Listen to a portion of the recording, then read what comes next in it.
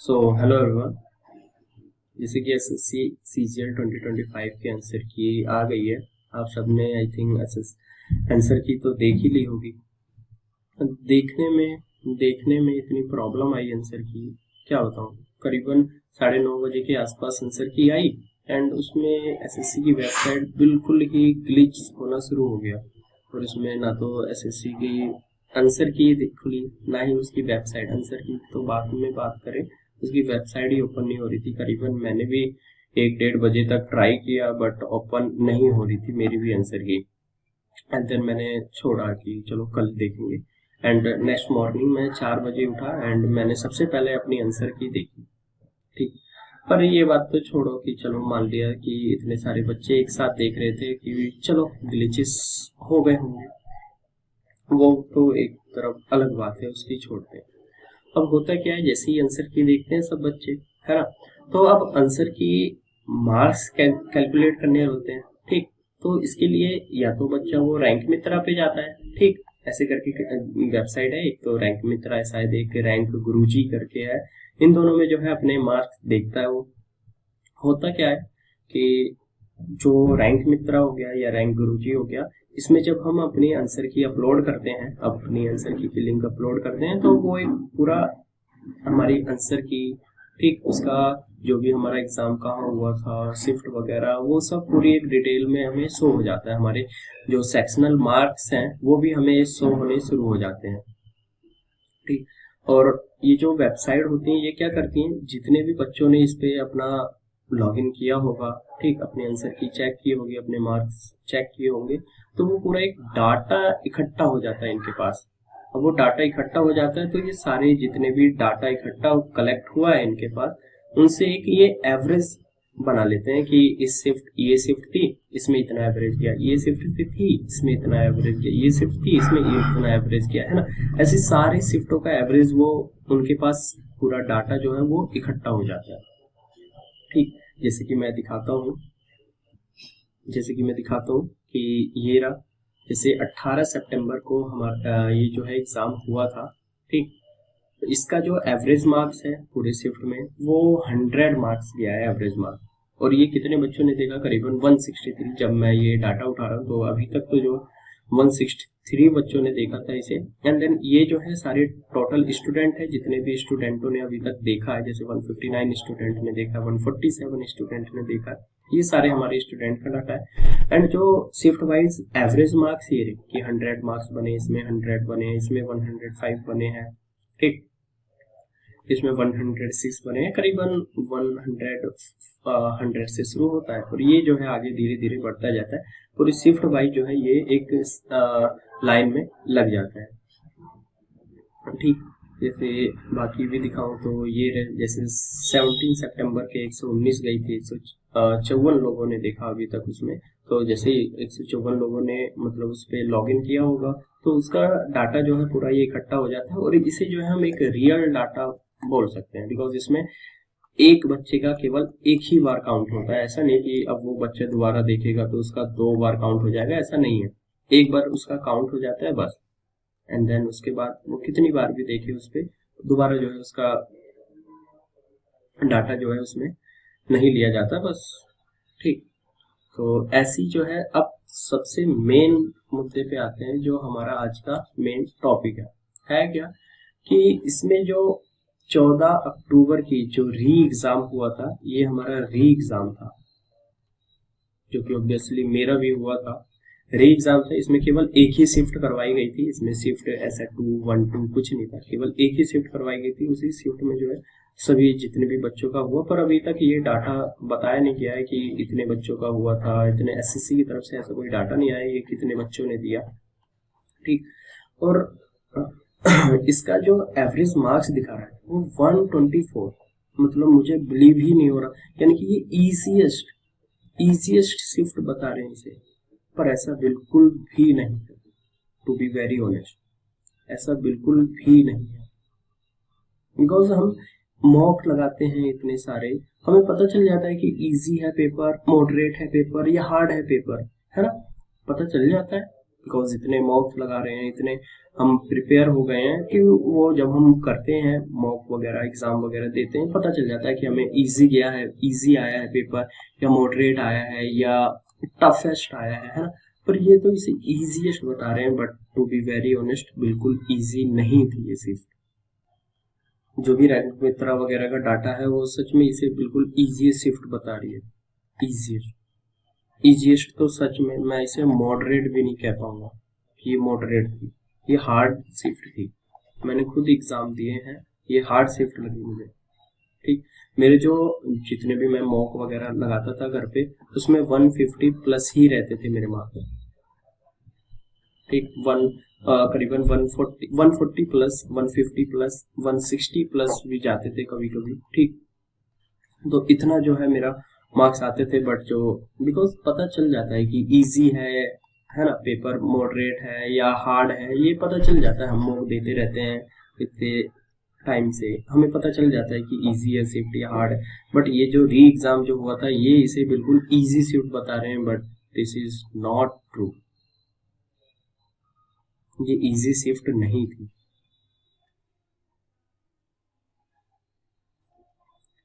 क्योंकि इसके अंदर जो इंग्लिश थी और जो जीके था वो बहुत ही अच्छा था, मतलब बहुत अच्छा। बिकॉज मैंने तो 2 बार एग्जाम दिया, मेरा ये एग्जाम 2 बार हुआ। मैं दिखाता हूँ आपको। मेरा जो है एक 12 सितंबर को, यानी कि फर्स्ट शिफ्ट में मेरा एग्जाम हुआ था पहली बार। ठीक, ये रहा मेरे आंसर, मेरे एडमिट कार्ड मैं यहाँ दिखा सकता हूँ कि मेरा फर्स्ट शिफ्ट को मेरा एग्जाम हुआ था। जैसे मेरा एग्जाम जो है ये 12 तारीख को हुआ था, 12 सितंबर को, और 9 से 10 का था एग्जाम। ठीक, 7:30 बजे रिपोर्टिंग टाइम था एंड 8:30 बजे जो है क्लोजिंग टाइम था। मैं गया था, फर्स्ट शिफ्ट था। ठीक, और ये जो है ये शक्ति नगर में मेरा एग्जाम हुआ था, न्यू दिल्ली में। और ये जो फर्स्ट शिफ्ट हुआ था, मैं सबसे पहले ये बता दूं, मेरा बिल्कुल स्मूथ एग्जाम हुआ था। कुछ भी प्रॉब्लम मुझे नहीं फेस करनी पड़ी थी, ना ही मेरा एक भी बार माउस ऐसा ना हुआ, मतलब ऐसा हुआ कि मेरा माउस वर्क नहीं कर रहा है, ऐसा कुछ भी इशू नहीं हुआ था। एकदम स्मूथ गया था मेरा पेपर। पर मुझे बिल्कुल भी नहीं पता कि मेरा री एग्जाम क्यों डाल दिया। और जितने भी बच्चे थे वहां पर, मैं आपको दिखा सकता हूँ, जितने भी बच्चे थे वहां पर, ठीक, सब यही कह रहे थे कि मेरी कुछ भी इशू नहीं हुआ था, और ना ही कुछ भी ग्रीवेंस डाला था हमने एसएससी पोर्टल पर, और ना ही एसएससी को मेल किया था कि हमारा एग्जाम खराब गया है। मैंने खुद ना ही ग्रीवेंस डाला था, ना ही मेल किया था एसएससी को। मेरा फर्स्ट शिफ्ट हुआ था एंड देन मेरा जो एग्जाम है काफी अच्छा गया था, एकदम गुड गया था। जैसे यहाँ पे मॉक वगैरह जाते थे बिल्कुल वैसा गया था। और भले ही वो थोड़ी हार्ड थी शिफ्ट, उसमें भी इंग्लिश वगैरह थोड़ी मतलब थी, ठीक ठाक थी, है ना। जैसे अभी के पेपर आ रहे हैं वैसे ही थी बिल्कुल, और काफी अच्छा भी गया था पेपर एकदम। बिल्कुल कुछ भी ग्लिच नहीं देखने को मिला था मेरे को वहाँ पे। और जो भी वहाँ पे मेरे रूम में जितने भी बच्चे बैठे हुए थे, उनमें भी किसी को नहीं देखने को मिला था। मेरा ही पता नहीं क्यों री एग्जाम करवा दिया एसएससी ने। और जैसे कि आप देख सकते हैं, ये तो दिखा दिया। अब मैं दिखाता हूँ मेरा री एग्जाम जो हुआ था।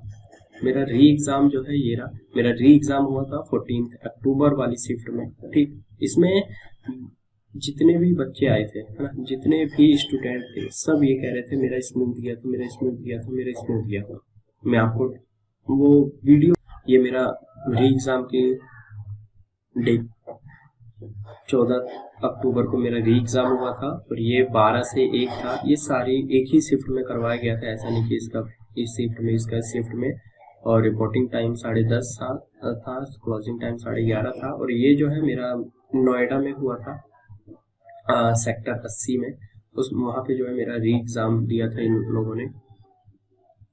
और ये सच में ये जो री एग्जाम था ये बहुत बड़ा स्कैम था सच में। ऐसा कुछ भी नीड नहीं थी कि हमारा री एग्जाम, हमने तो कुछ भी ग्रीवेंस भी नहीं डाला था, ना ही एसएससी को मेल किया था कि हमारा री एग्जाम करवाए। ये इन्होंने, क्योंकि एक बच्चा जब प्रिपरेशन कर रहा है, मान लो उसका एक एग्जाम आ गया कि 12 सितंबर को आपका एग्जाम है, ठीक है, तो वो उस तरह से प्रिपेयर करता है, बिल्कुल मतलब जितना भी उसने करा होता है वो सब रिवाइज वगैरह करता है। ठीक, वो अलग ही उसके जो माइंड रहता है वो अलग ही प्रेशर में रहता है कि हाँ एग्जाम है, ठीक, एग्जाम का प्रिपेयर करना है, सारा रिवाइज करना है, सब कुछ वो सब किया। अब वो कैंसिल करके आपने 14 तारीख को री एग्जाम, वो भी बिना किसी प्रॉब्लम को, कुछ भी हमें प्रॉब्लम नहीं हुई थी। मैं फिर एक बार कह रहा हूँ, मैंने ना ही ग्रीवेंस डाला था एसएससी पोर्टल पर, ना ही एसएससी को कुछ मेल किया था कहीं भी, फिर भी मेरा जो है री एग्जाम करवाया गया। और बट अब मान लो ये एक करीबन 1 महीने बाद री एग्जाम होता है। अब 1 महीने में वो हमारा माइंडसेट कुछ और था, अब यहाँ माइंडसेट कुछ और है, और वो भी एग्जाम से कितने दिन पहले बताते हैं, करीबन 5 या 6 दिन पहले हमें पता चलता है कि हमारा री एग्जाम है। मेरे को 5 या 6 दिन पहले एक मेल आता है कि आपका जो है री एग्जाम करवा दिया गया है। और ये जो है मेल कई बार मेरे को आता है, मैं तो एकदम शॉक था कि मेरा री एग्जाम हो क्यों रहा है। ना ही मैंने कुछ ग्रीवेंस डाला एसएससी पोर्टल पर, मैं फिर से कह रहा हूँ, मैंने कुछ ग्रीवेंस नहीं डाला था, ना ही मैंने एसएससी को मेल किया था। मुझे नहीं पता कि मेरा री एग्जाम क्यों करवाया एसएससी ने। ये जो है सच में सबसे बड़ा स्कैम है। मैं सभी टीचर से जो है, सभी टीचर से मैं रिक्वेस्ट करूंगा, प्लीज आप सब इस पे अपना वॉइस उठाएं, वॉइस रेज करें। हमारा एग्जाम बिल्कुल भी फेयर नहीं हुआ है, 2025 का बिल्कुल भी फेयर नहीं हुआ है। और री एग्जाम, रही बात री एग्जाम की हमें नीड ही नहीं थी। और जितने भी बच्चे आए थे री एग्जाम देने, वो सब जो मतलब जैसे अभी आपका मान लो इस शिफ्ट में पेपर था, है ना, एक शिफ्ट के इधर का बच्चे उठा लिए, एक इधर का, सब एवरेज प्लस बच्चे उठाए थे, एवरेज प्लस, है ना, जिनके करीबन जो मैं तो वही कहूँगा, बिकॉज मेरे को कई सारे बच्चे मिले थे वहाँ पे, सभी कह रहे थे कि मेरा तो एग्जाम अच्छा गया था। और उनके जो मॉक वगैरह में मार्क्स आते थे 150 प्लस ही आते थे सब में। सब ऐसे बच्चों को उठाया कि उनमें कंपैरिजन ही नहीं हो पाएगा। अगर मैं बात करूं कि सब्जेक्ट वाइज कैसा कैसा लेवल आया था, तो इंग्लिश जो है टफ थी, बिल्कुल टफ थी। मैं इसे मॉडरेट भी नहीं कहूँगा, बिल्कुल टफ आई थी इंग्लिश। ठीक, उसके जो भी इडियम्स वगैरह थे, जो भी वन वर्ड सब्स्टिट्यूशन था, या हम स्पेल कहें, वो भी नया था स्पेल। मैंने रानी मैम की सारी पीडीएफ करी है, सारे उसके इडियम्स करे हैं, सारे ओडब्ल्यूएस करे हैं, जितने भी जो रानी मैम की शिफ्ट है उसमें ऐसा कहीं भी ओडब्ल्यूएस, ना ही इडियम ऐसा था, ना ही स्पेल भी ऐसा नहीं था। ठीक, वो इसमें स्पेल वगैरह आया था। और मैं इसे बिल्कुल भी इजी नहीं करूँगा, मॉडरेट ही नहीं कहूँगा, ये तो सबसे इजीएस्ट बता रहे हैं रैंक मित्र के हिसाब से, ये बिल्कुल भी इजी नहीं था। और जीके सच बताऊं, जीके भी टफ थी, जीके भी इज नॉट इजी। मैथ की बात करें, मैथ मेरी जैसे कि अच्छी है, तो मैथ में करीबन 20 तो डुएबल थे, 20, ऐसा नहीं कि 25 ही डुएबल थे, 20 मैं कहूँगा 20 डुएबल थे, इसलिए आप कर सकते थे उसे।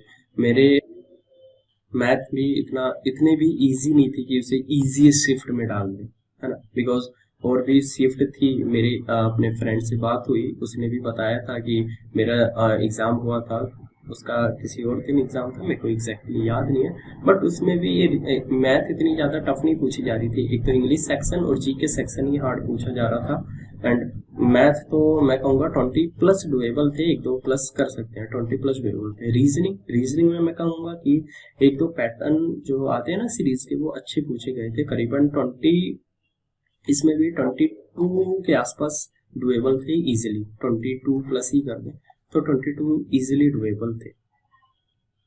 ठीक, तो जैसे कि रैंक मित्रा का डाटा दिखा रहा है कि ये इजीएस्ट शिफ्ट बता रहे हैं, बिल्कुल भी इजीएस्ट शिफ्ट नहीं थी। मैं एक बार फिर कह रहा हूँ कि ये बिल्कुल भी इजीएस्ट शिफ्ट नहीं थी, बिकॉज मैंने जो मेरा 12 सितंबर को एग्जाम हुआ था पहला, वो भी दिया, बिकॉज मैंने तो 2 एग्जाम दिए थे, मुझे तो पता है ना इसका लेवल क्या था, इसका लेवल क्या था।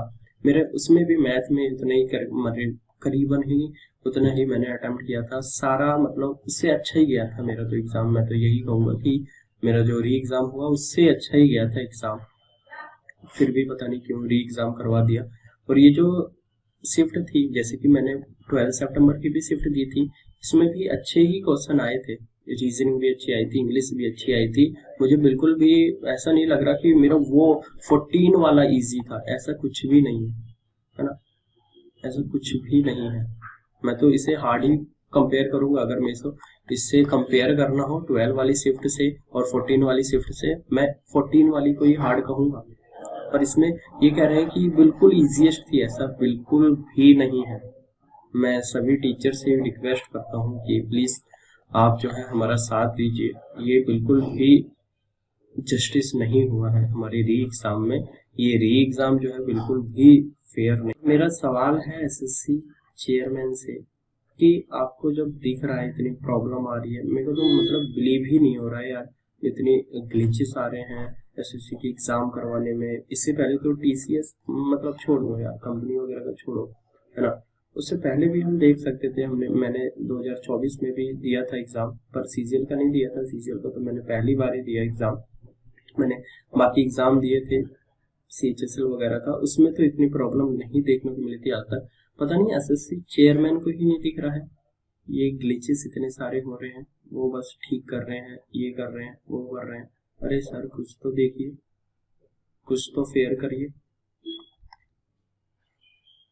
अगर ये वीडियो जा रही है किसी भी टीचर के पास, किसी भी गवर्नमेंट वर्किंग के पास, है ना, तो प्लीज इस पे एक बार ध्यान दीजिए। ये बिल्कुल भी फेयर नहीं हुआ है। और क्योंकि यार हम इतना मेहनत करके, है ना, 150 मार्क्स तक, 150 प्लस मार्क्स तक पहुंचना इतने इजी नहीं है ना। सालों लग जाते हैं 10 मार्क्स बढ़ाने में, है ना। 120 से 130 पे आना, 130 से 140 पे आना, 140 से 150 पे आना, है ना। ये ऐसा नहीं है कि ये मैंने 2 सेकंड में लिख दिया तो 2 सेकंड का काम है, इसमें सालों लग जाते हैं।